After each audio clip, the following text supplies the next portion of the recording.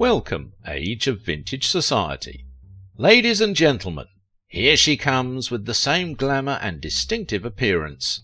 You rarely could miss her blue eyeshadow, the jewellery, and that massive black bouffant hair over thick makeup with a splash of crimson lipstick. Her name is Ann Miller. The atmosphere is already charged with what she can offer. Her long legs and peculiar tap-dancing shoes could tap 500 times per minute, and keep this honourable audience reeling off their seat in excitement. What else do you know about this lovely and talented movie musical star? How Ginger Rogers and Lucille Ball made Ann Miller a star. Make sure to watch the video until the end and leave your thoughts in the comments. If you are new here, join our wonderful community by subscribing to the Age of Vintage channel.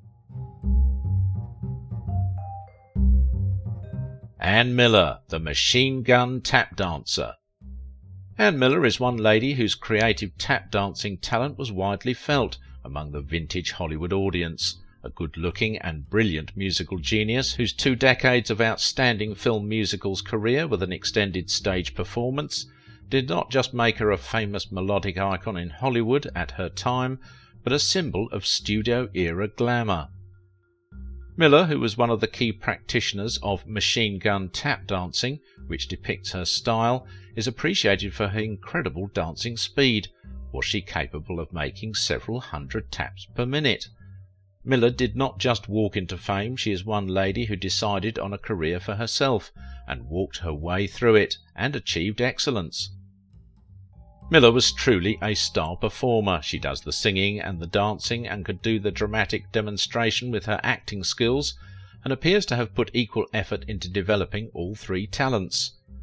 Navigating through minor but historical productions in studios like the RKO and Columbia Creations, this brunette charmed the likes of Lucille Ball and Ginger Rogers before dancing her way to fame and progressively metamorphosed into big-budget musical creations, appearing alongside famous stars like Gene Kelly and Fred Astaire in a succession of films. She charged the stage with her tap-dancing performances. At some point in Miller's career, her audience became accustomed to her flexible figure and lengthy dancing legs, which made studio promoters exaggeratedly declare that she can tap up to 500 times per minute, although her famous bopping speed creates a sound of ultra-fast effect, which is extremely wonderful and would make her a unique Hollywood actress. Because the stage floors that Miller performed on were polished and too slippery for normal tap shoes, she was said to have performed wearing shoes with a treaded rubber sole and would thereafter loop the sound of the taps while also viewing the film and simultaneously dancing on a tap board, so it could correspond with her steps in the big screen.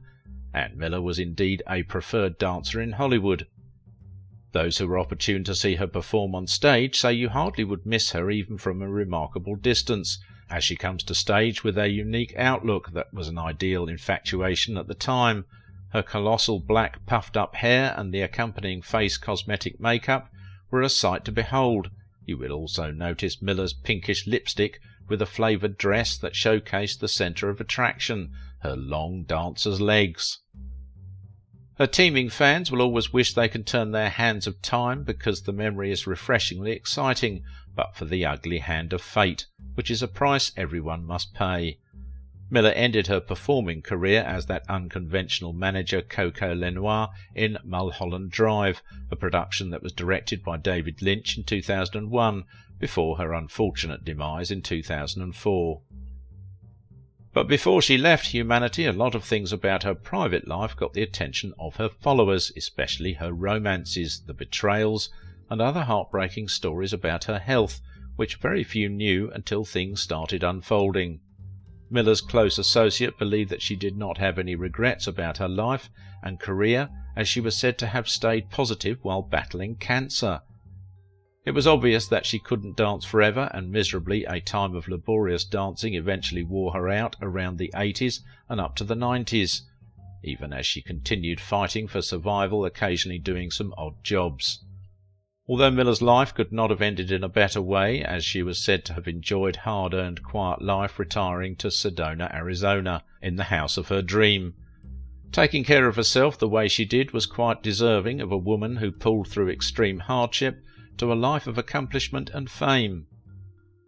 Johnny Lucille Collier, popularly known as Ann Miller, also referred to as Lucille Collier and Lucy Ann Collier by some writers, was an American dancer and actress, finest for her grind in the classical Hollywood motion pictures musicals of the 1940s up to the 50s. She was born in Chireno, Texas, to John Alfred Collier and Clara Emma. John, her father, was a learned criminal attorney, known for his role in the Barrow Gang case, Machine Gun Kelly, and the likes of Babyface Nelson, and so on. After painfully passing through rickets as a child, Miller's mother took her to dance classes when she turned 5, hoping that dancing lessons would benefit her daughter's legs. She was said to have met Bill Bojangles Robinson at a nearby movie house, where he taught her a fast tap dancing experience, which was said to have met her fancy as a dancing style, leading to her focusing on acquiring more lessons about it. Growing up in Texas was not much fun for this raw talent, as she witnessed her parents' divorce at the age of 9 because of her father's alleged infidelities. She was reported to have caught her father in the act with another woman on his matrimonial bed, leading to the inevitable separation. So she relocated to Los Angeles with her hearing-impaired mother, where the two had to struggle to live. It was not easy for mother and daughter, as no alimony was left for Clara, made worse by her hearing condition. It was so bad that on a particular Christmas a chocolate cake given to the two turned out to be their entire holiday dinner. Looking more grown up than her age, Miller started freelancing as a dancer in nightclubs, earning and supporting her mother financially, including a fix of as little as $25 a week dancing at the Sunset Club, which was a small recline accommodating gambling upstairs. At the time she assumed the stage name Ann Miller, which now became her true identity. Miller, who was quoted to have said she was inspired in life by Eleanor Powell, is described then as a child dance prodigy. Sometime in 1936 she was already a showgirl at the Bal Tabarin, even though she was just 13. With a strong need for survival, Miller was said to have claimed to be 18 instead, when she was rented as a dancer in the Black Cat Club in San Francisco, where her talent was confirmed by Lucille Ball and talent watch Benny Rubin. Soon she got a contract with RKO the same year and had maintained her 5-year inflated age of 18, accompanied by a falsified birth certificate from her attorney father, with the name Lucy Ann Collier. Already dancing with Ginger Rogers in Gregory's La Cava's stage door in 1937, Miller in 1938 showed in that unusual dance in Frank Capra's Best Picture Oscar winner, You Can't Take It With You. She later signed up for Columbia Pictures in 1941, where she debuted with Time Out for Rhythm, and starring later in 11 B-movie musicals, ending in 1945. Amidst the violence of World War II that year, Miller was modelled in a swimsuit as a Yank magazine pin-up girl. Her breakthrough came in Metro-Goldwyn-Mayer musicals when she started appearing in the likes of Easter Parade, On the Town, and Kiss Me Kate in 1948, 49 and 53 respectively. When the vintage studio system paved the way for television, her career halted for a while. Miller continued in the movie house and on TV, starring in the Broadway musical Mame in 1969, with a special tap number produced for her, and her success story would continue in the iconic television commercial for the Great American Soup in 1971. Then came the 1979 Sugar Babies Broadway show that kept her audience amazed, alongside Mickey Rooney, said to have toured the United States widely thereafter.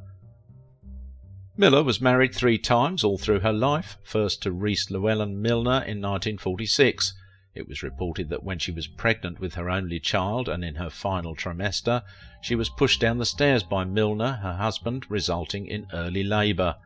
Painfully, the baby could not make it beyond 3 hours after birth, but more disheartening is the fact that her husband's powerful family then took the innocent baby girl's dead body away to an undisclosed burial location that Miller did not know until 55 years after.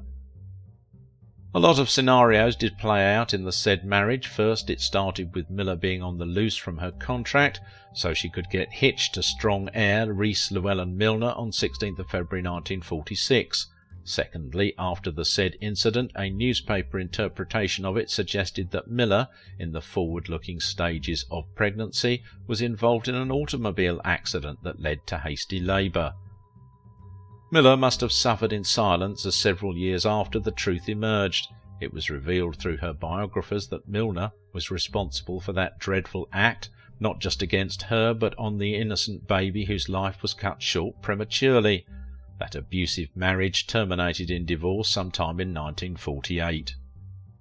It was also said that at the age of 20, Miller had briefly dated 60-year-old MGM studio boss Louis B. Mayer in 1944, and was alleged to have turned down Mayer's marriage proposal and opted to marry Milner, but on returning to MGM to work after the incident, Mayer reportedly told her, "If you'd married me, none of this would have happened." On leaving MGM, when her career technically dwindled in the industry, Miller went ahead to marry actor and producer William P. Moss Jr. in 1958. Their marriage survived for nearly 3 years before they were separated. It didn't take long before Miller got another hook with oil man Arthur Cameron in 1961, but this time it ended in less than a year because it was annulled on the 10th of May 1962. She also dated notable men like Howard Hughes and Conrad Hilton. Apart from her memorable career, Miller has made 2 publications, Miller's High Life in 1972 and Tapping into the Force in 1990, that she used to narrate some of her personal stories and psychic understandings.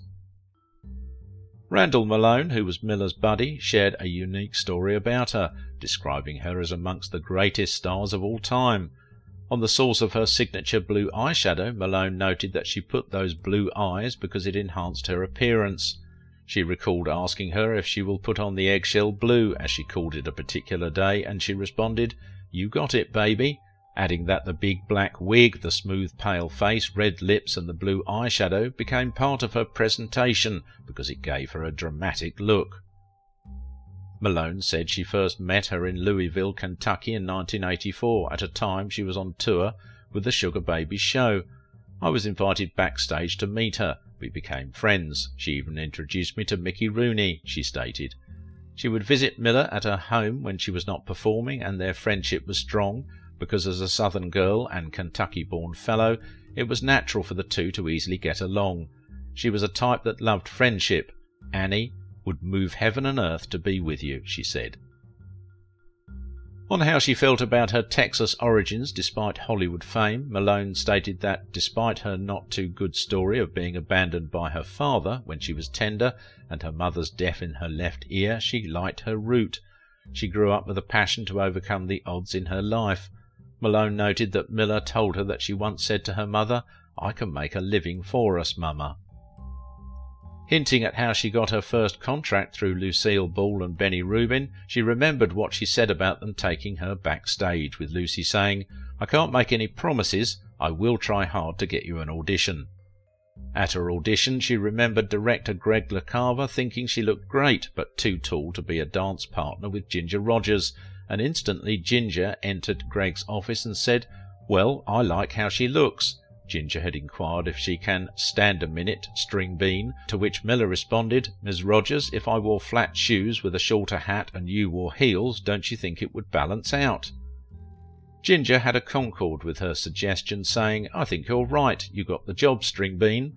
That was how Ginger assisted in getting her the first contract. "If it wasn't for Lucille Ball and Ginger Rogers, I wouldn't be here," she recalled Miller telling her how she remained grateful for what the two ladies did for her career. She has always taught herself as fortunate to be part of Hollywood, but would have wished she had a better love life. According to Malone, she had said, "I wish I had been as fortunate in my love life," even while she was going through hard times fighting her illness. Malone recalled Miller saying, "I have no regrets, not even with my failed marriages. I did my best with all of them." And at a point in her life, Miller was quoted as saying, "No matter what you've achieved, if you aren't loved, you ain't nothing but a hound dog." Malone also recalled her last visit to her during the final days of battling cancer, and how she showed determination to pull through the hurdle, saying, "I've got this, and I've got to get through it." But on learning that her sickness was incurable, Malone felt weak, even though she wanted to be strong for her friend, as Miller kept saying, "When I get through this, However, when she realised that it was time over, she told Malone, "If I don't overcome, I want you to be a pallbearer at my service." Miller earned a star on the Hollywood Walk of Fame in 1960 and was inducted into the International Tap Dance Hall of Fame in 2004. Ann Miller died on the 22nd of January 2004 of lung cancer disease at Cedars-Sinai Medical Center in Los Angeles, California, and was laid to rest alongside her daughter Mary at Holy Cross Cemetery in Culver City, California. If you liked this video, don't forget to give it a thumbs up, subscribe if you are new here, and if you want to support my work, please visit my Patreon page. Ann Miller owes a lot to Ginger and Lucille Ball, even though both women had their own problems. Why Desi Arnaz and Lucille Ball have disappointed millions of people? Watch this video and find out.